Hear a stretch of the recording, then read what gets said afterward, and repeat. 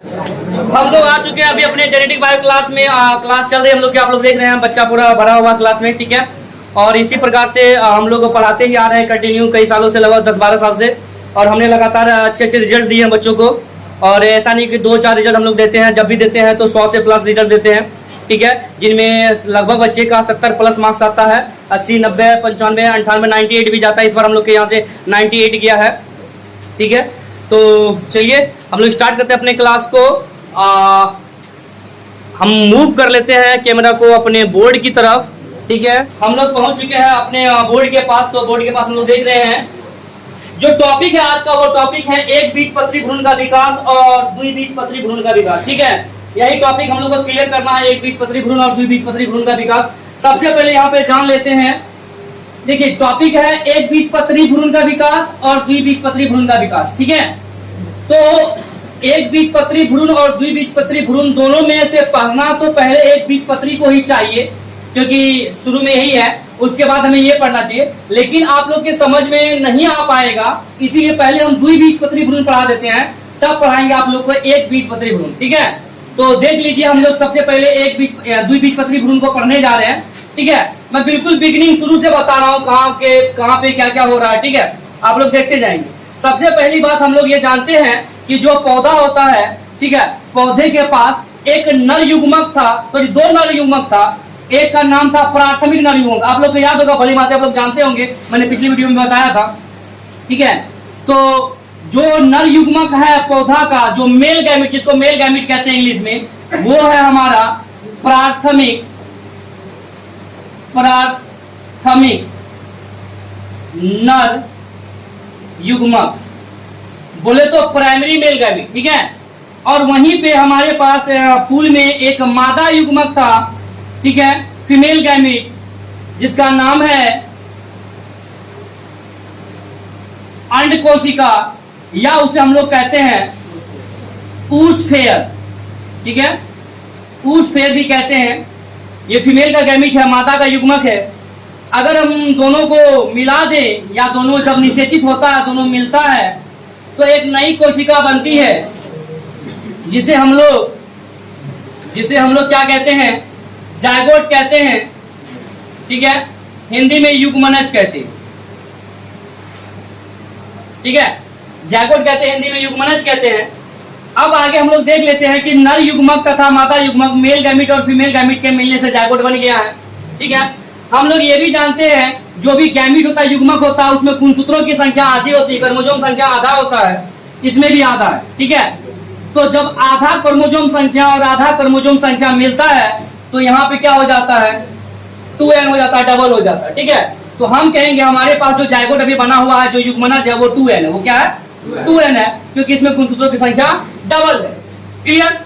कहता है थोड़ी देर के बाद ये जो जायगोट है, जिसको कि युग्मनज कह रहे हैं, ये जायगोट थोड़ी देर के बाद ये जायगोट अनफेवरेबल कंडीशन में चली जाती है।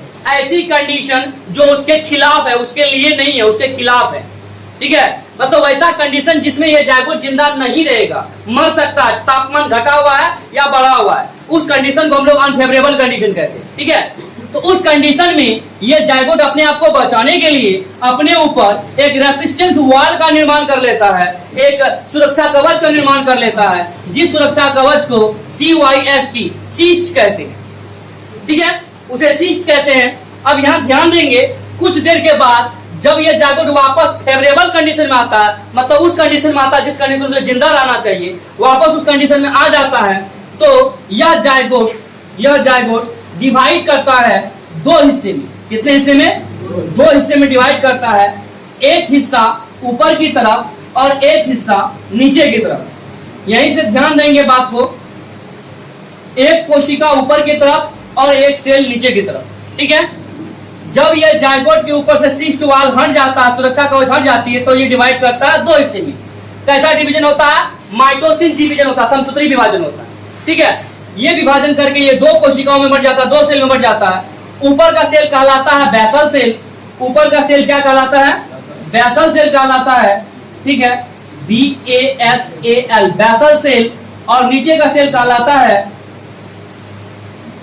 Terminal cell. नीचे का सेल कहलाता है टर्मिनल सेल। क्लियर? ऊपर का सेल बेसल सेल और नीचे का सेल टर्मिनल सेल। आगे देखेंगे क्या होता है गौर से यहाँ पे कि जो बेसल सेल, पहले बेसल सेल की कहानी पढ़ेंगे फिर टर्मिनल सेल की कहानी पढ़ेंगे। ठीक है? आप यहाँ देखिए जायगोट जब अनफेवरेबल कंडीशन में था वो, तो उसके ऊपर एक लेयर बन गया था इसको बचाने के लिए। जब ये वापस फेवरेबल कंडीशन में आया तो लेयर हट गया और ये सेल माइटोसिस डिवीजन करके, समसूत्री विभाजन करके दो कोशिकाओं में बटा, एक बेसल सेल और एक टर्मिनल सेल। अब यहाँ ध्यान दीजिए, जो बेसल सेल होता है पहले उसके बारे में पढ़ लेते हैं, फिर हम पढ़ेंगे किसके बारे में, टर्मिनल सेल के बारे में। ठीक है? और ध्यान में इस बात को आप लोग को रखना है कि हम लोग क्या पढ़ रहे हैं, द्विबीजपत्री भ्रूण का विकास, मतलब डायकोट एम्ब्रायो का डेवलपमेंट। कहने का मतलब ये है, डायकोट के बारे में समझ लीजिए, मतलब बीज के ऊपर जो छिलका होता है, जो सीड होता है बीज, उसके ऊपर जो छिलका होता है, उस छिलका को जब हम लोग हटाते हैं, उसके अंदर से दो दाना अगर निकलेगा उसे डायकोट कहेंगे, उसे हम लोग द्विबीजपत्री कहेंगे, है ना। अगर सीड का छिलका हटाने के बाद एक ही दाना निकले, जैसे चावल का, जैसे गेहूं का, जैसे मक्का का, तो उसे हम लोग एक बीजपत्री कहेंगे, मतलब मोनोकोट कहेंगे। अभी हम लोग डायकोट पढ़ रहे हैं, द्विबीजपत्री पढ़ रहे हैं। ठीक है? तो देखिए द्विबीजपत्री भ्रूण का निर्माण कैसे होता है। ऐसा केस हो जाने के बाद हम लोग थोड़ा आगे चलिए, तो इस प्रकार से यहाँ पे हम लोग आ जाते हैं। देखेंगे हम लोग ये जो बेसल सेल है, जो बेसल सेल है वो लगातार विभाजित करता है। कैसा? ट्रांसवर्सली, समझते हो? ट्रांसवर्सली, लंबवत तरीके से, लंबा लंबी डिवाइड करेगा। कैसा? लंबा लंबी, ऊपरे ऊपर विभाजित कर देगा। तो बेसल सेल, है ना, ट्रांसवर्सली डिवाइड करता है, ट्रांसवर्सली डिवाइड करता है। ठीक है? और 6 से 10 के आसपास, 6 से 10 के आसपास कोशिका बनाता है, जिस कोशिका को हम लोग सस्पेंसर सेल कहते हैं। क्या कहते हैं? सस्पेंसर सेल कहते हैं। इस सेल को हम लोग सस्पेंसर सेल कहते हैं, सस्पेंसर सेल कहते हैं, या सस्पेंसर कोशिका भी कह सकते हैं आप लोग इसको, है ना। निलंबन कोशिका हिंदी में कहते हैं इसको, निलंबन कोशिका। ठीक है? बेसल सेल लंबवत तरीके से विभाजन हुआ, है ना, ट्रांसवर्सली डिवाइड हुआ और 6 से 10 के आसपास क्या बना लिया, सेल बना लिया, जिसे हम लोग सस्पेंसर सेल कहते हैं। अब आगे टॉपिक बढ़ रहा है, यहाँ पे देखते जाएंगे आप लोग। ठीक ना? ये सस्पेंसर सेल क्या करता है कि सस्पेंसर सेल का जो सबसे ऊपर का, जो सबसे ऊपर का टिप पार्ट का, ऊपर समझते हो, सबसे ऊपर का टिप पार्ट समझते हैं ना आप लोग, छिपाठी, छिपाठी, छिपा वाला, फुनमुनी वाला, ऊपर वाला। ठीक है? तो जो सबसे ऊपर वाला सेल होता है वो ढेमना हो जाता है। ढेमना मतलब बड़का हो जाता है। कैसा हो जाता है? बड़का हो जाता है। ठीक है? और ये बड़का हो गया। ठीक, जब सस्पेंसर सेल का एक सेल, ऊपर वाला सेल बड़का हो जाता है, उस सेल का नाम चेंज हो जाता है। उस सेल का नाम हो जाएगा होस्टोरिया, HAUSTORIA, होस्टोरिया कहेंगे उसे। क्या कहेंगे? होस्टोरिया कहेंगे। बाकी बचे जो भी सेल बचेंगे उसे हम लोग, है ना, अब सस्पेंसर सेल नहीं कहेंगे, उसे हाइपोफाइसिस कहेंगे, उसे HYPOPHYSIS, हाइपोफाइसिस कहेंगे। ठीक है? यहाँ भी नीचे में टर्मिनल सेल लटकल है। ठीक है? यहाँ भी टर्मिनल सेल नीचे में लटका हुआ है। बात समझ में आ रही है ना? अब देखेंगे आगे कि हम लोगों ने जो बेसल सेल था उसका क्रम क्रिया कर दिया, उसके बारे में सब चीज पढ़ लिया। पढ़ना क्या है अब हमें? Terminal cell. तो अब हम लोग टर्मिनल सेल का बारे में स्टार्ट करते हैं अध्ययन करना। एक बात और ध्यान रखो, अभी यहाँ जो इतना सारा चीज बनाए हैं, निचल का टर्मिनल सेल लोगों से उतना नहीं बनाएंगे, 2-3 तो हम दे देंगे सेल, तुम लोग समझ जाना कि बेसल ऊपर में बेसल सेल है। ठीक है? जैसे एग्जांपल के तौर पे यहाँ ध्यान दो, यहाँ देखो, जैसे कि बेसल सेल है, हमने बेसल सेल बनाया यहाँ पे। ठीक, और इसके ऊपर जोड़ी नहीं कितना बनाएंगे फिर उसे, तुम लोग समझदार हो, समझ जाओगे। बहुत बुद्धियार हो, लोग कहते हैं तुम लोग बुद्धियार हो। ठीक है? समझ गए ना? ऊपर में वो है, हाँ, समझ जाना। ठीक है? अब ये बेसल सेल नीचे में है। बेसल सेल क्या होता है? देखो, सस्पेंसर, ये जो बेसल सेल है ये कैसा विभाजन हुआ था? इसमें ट्रांसवर्सली विभाजन हुआ था। ठीक है? लेकिन नीचे जो टर्मिनल सेल है, ये टर्मिनल सेल कैसा? हॉरिजॉन्टली डिवाइड करता है। वर्टिकली लंबा लंबी, हॉरिजॉन्टल ऐसे तिरछा तिरछी, ये हॉरिजॉन्टली डिवाइड करता है। और ये जो सेल है जिसको कि हम लोग टर्मिनल सेल कह रहे हैं, ये टर्मिनल सेल 2 सेल में बढ़ जाता है। कितने सेल में बढ़ जाता है? 2 सेल में बढ़ जाता है। ठीक, तो टर्मिनल सेल के इस अवस्था को हम लोग कहते हैं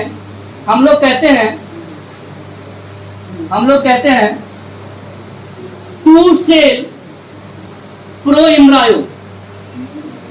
क्या कहते हैं? 2 सेल प्रो एम्ब्रायो, द्विकोशिका प्राक भ्रूण, प्रो एम्ब्रायो पराग भ्रूण। ठीक है? ये बन गया इसके बाद इसका विभाजन आगे चलते जाएगा, देखते जाना तुम लोग।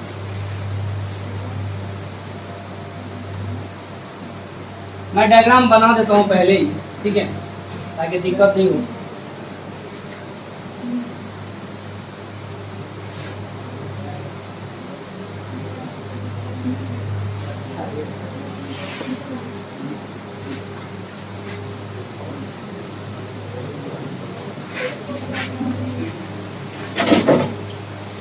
ठीक है, नीचे में क्या है, टर्मिनल सेल है। तो टर्मिनल सेल पहले डिवाइड किया दो हिस्से में, ठीक है, माइटोसिस डिवीजन हुआ दो हिस्से में, 2 सेल प्रो एम्ब्रायो बन गया। अब ये डिवाइड करेगा 4 सेल में। तो इस स्टेज को हम लोग कह देंगे 4 सेल प्रो एम्ब्रायो। क्या कह देंगे इसे, 4 सेल प्रो एम्ब्रायो कह देंगे। इसके बाद ये सेल अगेन डिवाइड होगा, ये सेल अगेन डिवाइड होगा 8 सेल में। कितना सेल में, 8 सेल में। माइटोसिस में डिवाइड करते जाएगा, डबल होते जाएगा, ठीक है। और यहाँ पे ये बनाएगा, यहाँ पे ये बनाएगा 8 सेल प्रो एम्ब्रायो, ठीक। इतना बनाने के बाद अब देखो केस क्या हो रहा है। ये जो 8 सेल बनाया था, यहाँ ध्यान देना, यहीं पे मेन पकड़ने वाला बात, यहीं से कहानी शुरू हो जाता है। यहीं पे मेन चीज है जानने वाला। जैसे 4 cell proembryo 8 cell proembryo बनता है, उसी समय ये 8 सेल अपने आप को 2 हिस्सों में बांट लेती है। कितने हिस्सों में, 2 हिस्सों में बांट लेती है अपने आप को। कितने हिस्से बांट लेती है, 2 हिस्सों में बांट लेती है। तो 4 सेल इस साइड और 4 सेल इस साइड, ठीक है, बन गया। अब जैसे ये 4 सेल डिवाइड हुआ, तो उनमें से ये जो 4 सेल है, ये आगे चल के RADICLE रेडिकल का निर्माण करता है, और ये 4 सेल PLUMULE प्यूलिमुल का निर्माण करता है। मैं बता दूं, रेडिकल जड़ का निर्माण करेगा और प्यूलिमुल ऊपर में जो तना होगा, पत्तियां होगी, टहनियां होगी, उसका निर्माण करेगा। 4 सेल रेडिकल मतलब मूलांकुर, रेडिकल का हिंदी क्या होता है, मूलांकुर का निर्माण करेगा। और 4 सेल प्यूलिमुल मतलब परांकुर, ऊपर वाला हिस्सा का निर्माण करेगा। इस प्रकार से रेडिकल से रूट बन जाएगा, मतलब जड़ बन जाएगा, और प्यूलिमुल से शूट बन जाएगा, मतलब ऊपर का टहनी वगैरह बन जाएगा, ठीक है।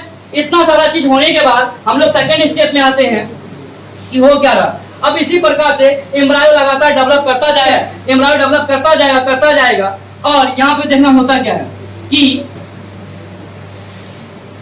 इस डिजाइन से एक एम्ब्रायो बनता है। चूंकि 4 सेल इधर था, तो ये 4 सेल क्या किया, अपने आप को 8 सेल में विभाजित किया, ठीक है, 8 सेल में विभाजित किया। तो ये जो 4 सेल था रेडिकल का निर्माण कर रहा है, वो 8 सेल में विभाजित हुआ, और 8 सेल से एक झिल्ली का निर्माण किया, एक मेम्ब्रेन का निर्माण किया, ठीक है। जिस मेम्ब्रेन का निर्माण किया, उस मेम्ब्रेन का, उस झिल्ली का नाम होगा एपिडर्म। क्या नाम होगा, एपिडर्म, ठीक है। एपिडर्म नाम का लेयर बनाएगा, झिल्ली बनाएगा, और वो अंदर में जो 4 सेल उधर है, वो 4 सेल अंदर में ही विभाजित होते रहेगा, और अंदर में भ्रूण का निर्माण करता रहेगा, होता रहेगा, ठीक है। ध्यान देंगे यहाँ पे, आप लोग गौर से सुनेंगे यहाँ पे, ठीक है। कहता है जब भ्रूण इस डिजाइन का बन जाएगा, इस आकार का बन जाएगा, तो उसे हम लोग ग्लोब्यूलर एम्ब्रायो कहेंगे, गोलाकार भ्रूण कहेंगे। क्यों, क्योंकि उसका संरचना कैसा हो गया, गोलाकार हो गया। इसीलिए इसे हम लोग GLOBULAR ग्लोब्यूलर एम्ब्रायो मतलब गोलाकार भ्रूण कहेंगे। अब ये ग्लोबुलर एम्ब्रायो जो है आगे और विभाजित करके विकसित करता रहेगा, लगातार डेवलप करता रहेगा, और ये दिलनुमा, हार्ट नुमा, कैसा नुमा, दिलनुमा, हार्ट नुमा एक रचना बनाएगा, जिसे हम लोग कहेंगे हार्ट शेप एम्ब्रायो, HEART। हृदयाकार तुम लोग नाम सुना होगा, heart shape embryo, heart SHAPED shaped embryo, EMBRYO, clear. ऐसा स्ट्रक्चर बना लेगा। अगेन ये हार्ट शेप एम्ब्रायो आगे चल के और विकसित करेगा और डेवलप करेगा, और इसके बाद ये जो है कुछ ऐसा संरचना बना लेगा, जिसे हम लोग क्या कहेंगे, हॉर्स शू शेप एम्ब्रायो, मतलब घोड़े के पैर के नाल के डिजाइन का एम्ब्रायो। कैसा एम्ब्रायो? घोड़े के पैर के नाल के डिजाइन का embryo, horse shoe shape embryo, ऐसा एम्ब्रायो निर्माण करेगा। अब आगे देखते जाओ। अब जब इतना आकार बन जाएगा एम्ब्रायो का, इतना रूप बन जाएगा एम्ब्रायो का, तब कहानी कहां लागू होगा वो देखो। तब कहानी लागू होगा कि कंप्लीट एम्ब्रायो का निर्माण होगा, मतलब कंप्लीट डाइपोट एम्ब्रायो का निर्माण होगा। सबसे पहले बना ग्लोबुलर एम्ब्रायो, फिर बना हार्ट शेप एम्ब्रायो, फिर बना हॉर्स शू शेप एम्ब्रायो। अब कंप्लीट एम्ब्रायो का निर्माण होने जा रहा है डाइपोट का, ठीक है। तो ध्यान देंगे यहाँ पे, तो कंप्लीट में तो सारा डायग्राम बनाना होगा जितना था, तो वहां से उठाएंगे, कहां से? हाइपोफाइसिस से उठाएंगे। तो हमारे पास यहाँ पे जो सेल था, इधर बना देता हूं मैं,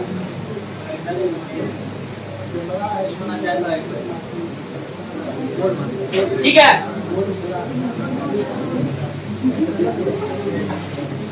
यहाँ ध्यान देंगे, बात सुनिए यहाँ पे। और इस प्रकार से ये डिजाइन मैंने बना दिया किसका? बेसल सेल जो डेवलप हुआ था। अब टर्मिनल सेल जो डेवलप हुआ आगे, उसका डिजाइन मैं बनाने जा रहा हूं। आप लोग देखेंगे गौर से, आपके एनसीईआरटी में बिल्कुल इसी डिजाइन का डायग्राम होगा, रत्ती सा भी चेंज नहीं होगा इसमें।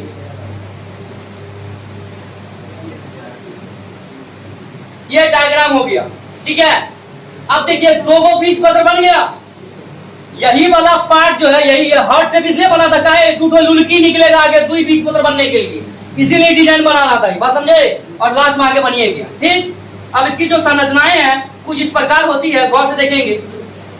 ये कंप्लीट भ्रूण का निर्माण है, दुई बीज पत्री भ्रूण का कंप्लीट निर्माण है जो हम लोगों ने किया था, ठीक है।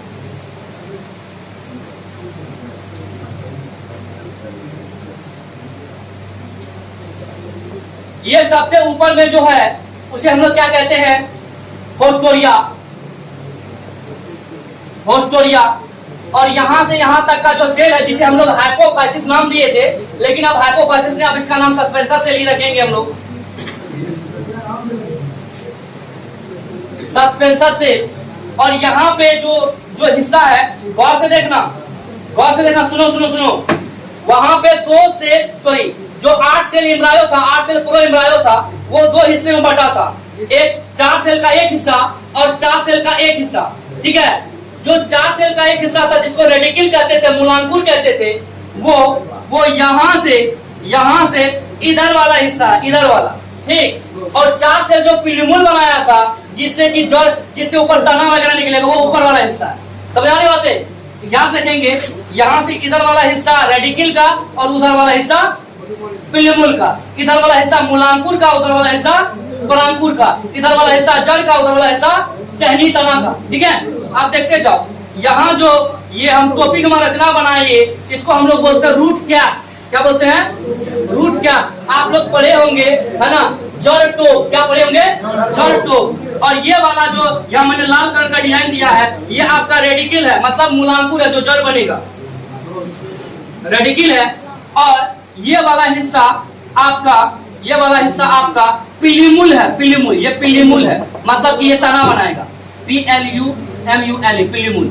और ये वाला हिस्सा आपका क्या है? कोटिलीडोन है, बीज पत्र है। दो बीज पत्र था ना, दो बीज पत्र, दो कोटिलीडोन, COTYLEDON। आप देखिए, ये जो भ्रूण का कंप्लीट संरचना बना है, ऑब्जेक्टिव में पूछ देगा आपसे कि द्विबीजपत्री भ्रूण के पूर्ण संरचना को क्या कहते हैं, तो आपका आंसर होना चाहिए, उसको कहते हैं CHORDATE, कॉर्डेट एम्ब्रायो। उसे हम लोग कॉर्डेट एम्ब्रायो कहेंगे, ठीक है। तो इस प्रकार से हम लोगों ने देखा कि किस प्रकार से द्विबीजपत्री भ्रूण का पूर्ण रूप से निर्माण हुआ, कैसे कंप्लीट हुआ, ठीक है।